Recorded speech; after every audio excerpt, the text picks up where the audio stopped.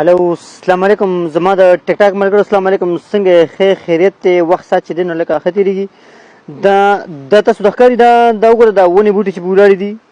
قبرونه دي ها قبرونه دي او او او د انګریزانو قبرونه دي ها د انګریزانو قبرونه دي لکه که تاسو خیال کړئ کنه نو سور خو لکه لنټري قبرونه دي کنه سم پرشي قبرونه دي پوه شوې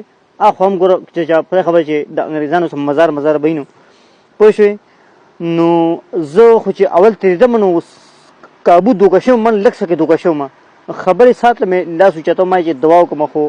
چې مې ولې ما بیا رایاد شوم ملکه دا خو ته د انګریزانو ملک یې څه د مسلمانانو ملک خو نه چې ته دلته لاس اوچتی که نه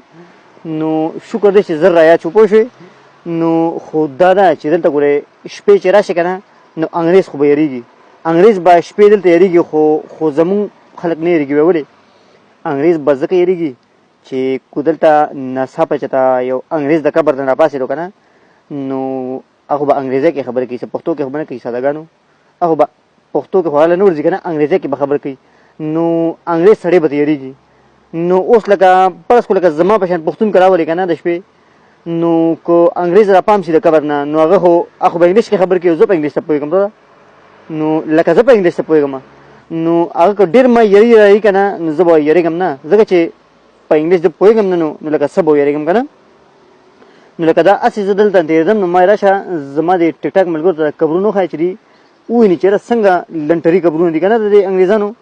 او قدرتي کار دی که نه چې د مقبرې خوا ته څنګه ورسېدم که نه اوس خو به واپس شم چوک سره مقبره جوړه کړې ده